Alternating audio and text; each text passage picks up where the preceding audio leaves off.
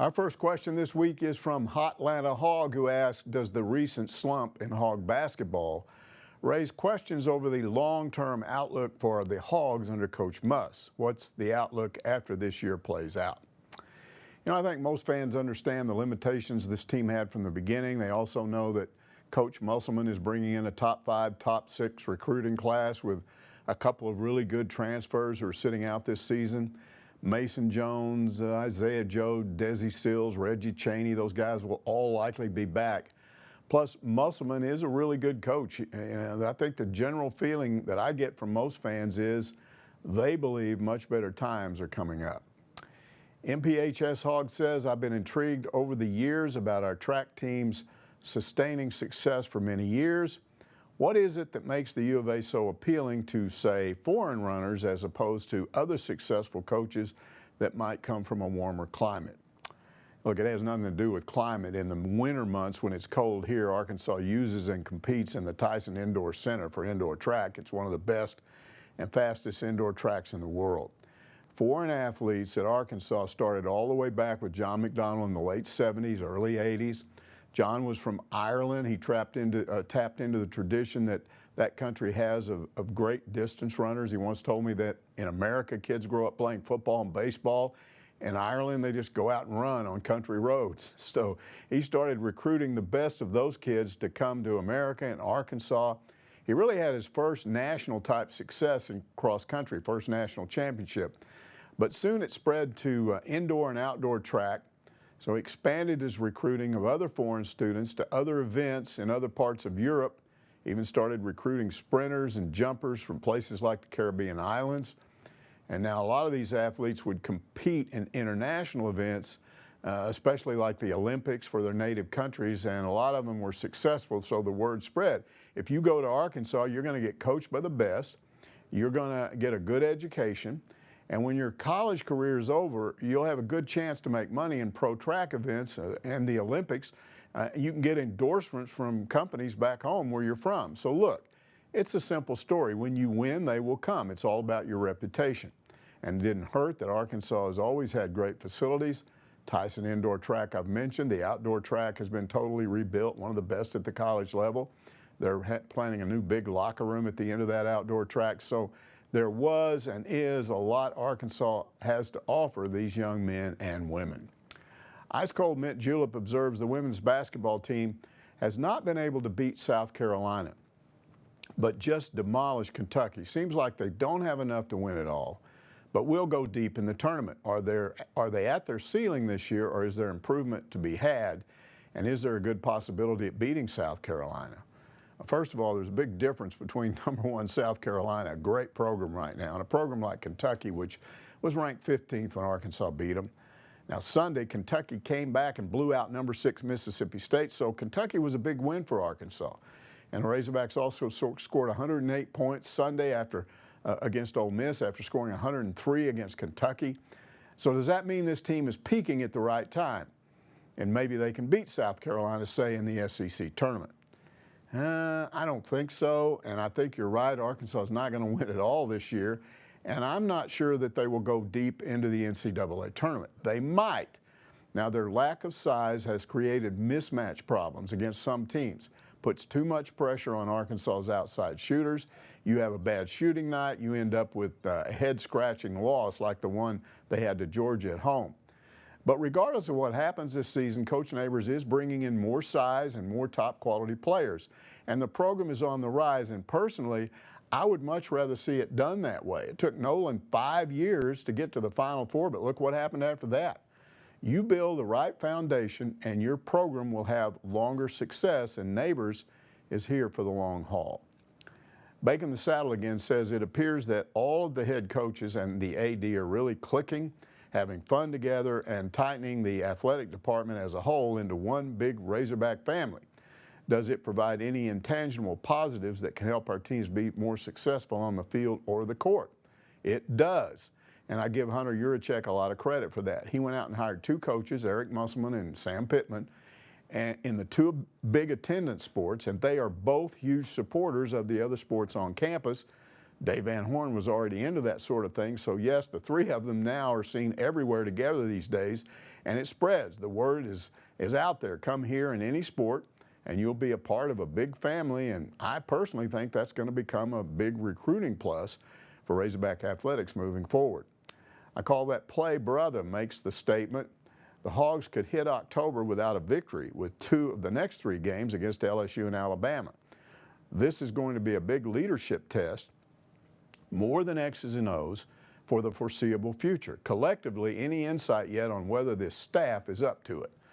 Well, first of all, don't overlook the first game this fall. Nevada was 7-6 last year. Their big win was over Purdue at home.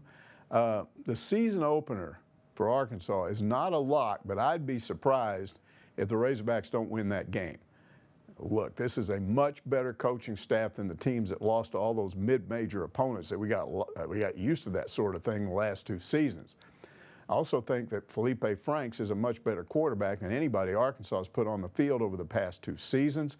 The O-line is going to be better. Barry Odom is going to have the defense better.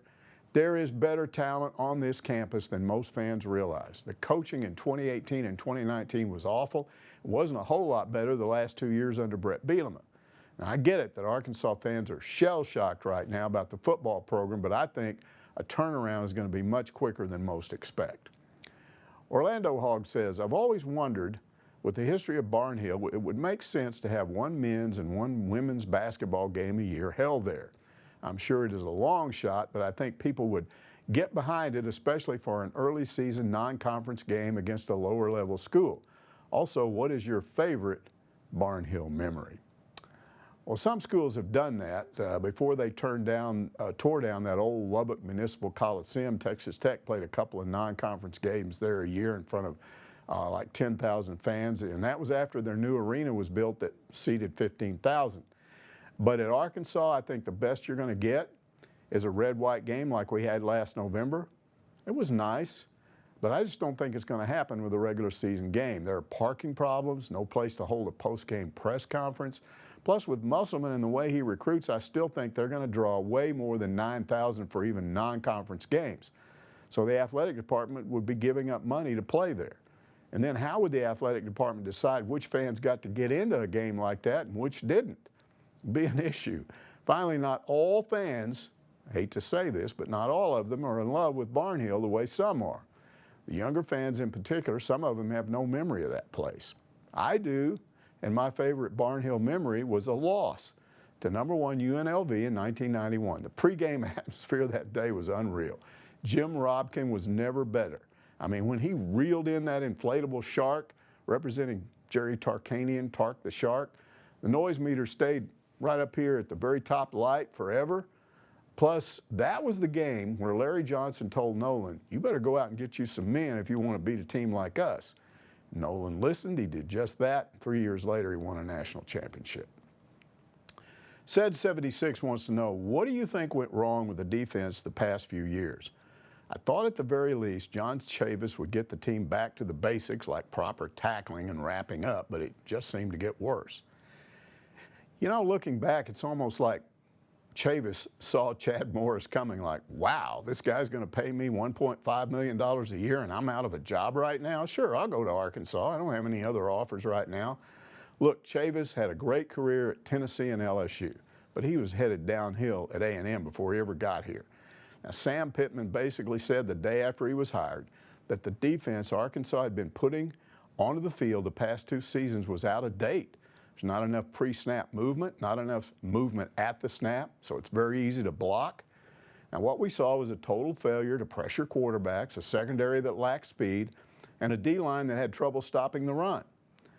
Now, some say that Chavis was just another John L. Smith. He had this cush job guaranteed, $3 million for 2 years, so he collected big paychecks for those 2 years, and when the job was no longer his, he got on his motorcycle and rode off with a nice retirement in hand. I wouldn't go that far, but when I watched him in practice, I didn't see a lot of energy from this guy, not from somebody whose defenses were getting shredded each week. Believe me, I think all of us expect a lot more out of Barry Odom. Pork Soda asks, can you highlight a recent recruit and the story of how that recruit ended up signing at Arkansas? Well, it's not dramatic, but I like the recruitment of Malik Hornsby. Now, Kendall Briles said this: when Hornsby picked Arkansas, that sent a message to recruits all over Texas that this isn't the Arkansas you all have heard about. There's a new coaching staff in place, and things are about to change big time. Now, I've said before, Hornsby is the run-pass quarterback, and he does both really well. The kind of guy that the fans have been clamoring for years, and Arkansas has been trying to land that kind of quarterback, and they haven't been able to do it.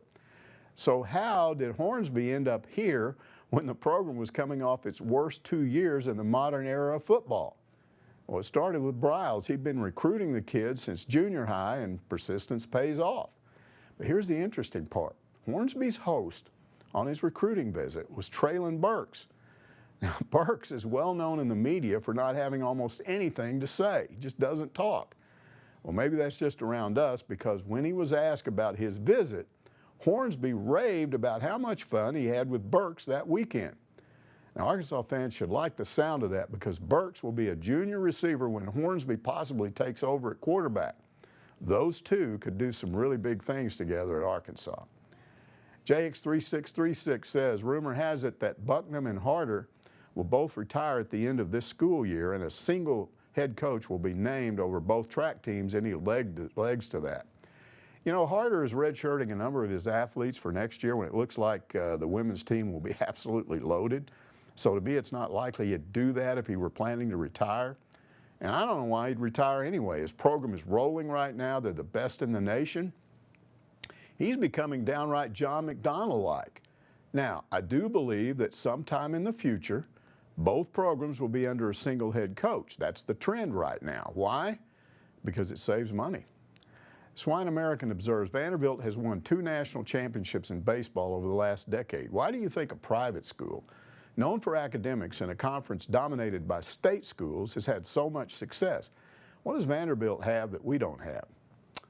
An academic reputation, outstanding academic reputation. College baseball is different from football and basketball. It's known for high academics among the recruits and the players that are on these teams. And that's just where you begin.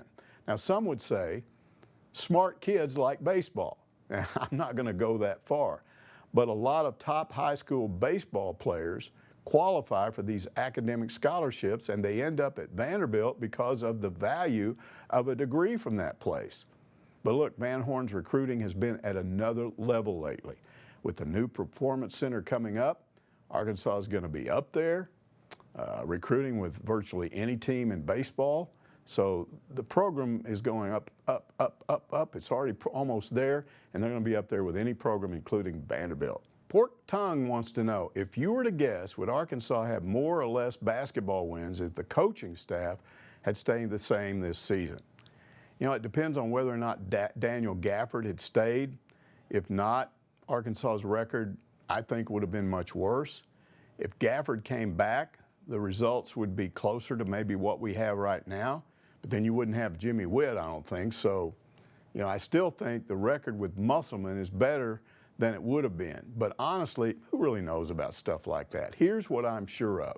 The recruiting is much better now than it would have been under Mike Anderson, and recruiting is the future of the program. Okay, Lanny says, I'm not much of a baseball fan, but a lot of Hog fans are. What did you like about opening weekend? Was there anything that concerned you? You know, I like the hitting, the pitching, and the defense. That pretty much covers it, right? But let's get specific. Let's start with pitching. I think it was 10 Razorback pitchers combined for 31 strikeouts. Eastern Illinois batted just a little bit over 200 against them. 3 games in the season, the staff ERA is like 1.3. Connor Nolan and Patrick Wicklander, the Friday and Saturday starters, they struck out like 18 batters, walked maybe just 3, I think, in a combined under 12 innings, maybe 11 2/3. Neither gave up an earned run. And now at the plate, Arkansas pounded out like 33 hits with 26 RBIs and 27 runs scored for a team batting average of like 324, 25, somewhere in there. How about Heston Kjerstad? He's the National Player of the Week. He's batting .583 with 4 home runs already. Now, Arkansas hit 7 total home runs as a team, along with 8 doubles, and 3 guys are batting over .400. So let's go to the defense. Only one position player made an error all weekend. That was Casey Martin at shortstop. The infield's defense overall was impressive, and all three outfielders were solid. Kerstad and Braden Webb each made diving catches crashing into the wall. And Casey Opitz, he had EIU base runners scared to death. The only issue I saw was with Sunday starter Blake Adams. He had been solid in preseason scrimmages. He struggled somewhat in his first start as a Razorback. He gave up 2 runs in 3 innings, walked 2.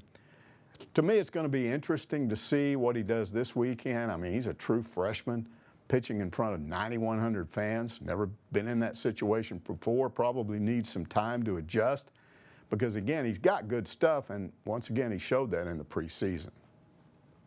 Okay, DraftKings 33 asks, why do you want kids off your lawn? Hey, my 5 grandkids love my lawn, especially that big tire swing under Ernie, which is a 120-year-old oak tree. Now, it is true that I would not want you on my lawn unless you offered to help me mow my lawn, in which case you'd be more than welcome. And by the way, Clint Eastwood is also welcome anytime he wants to walk on my lawn. Well, that's it for now. Ask Mike returns next Monday.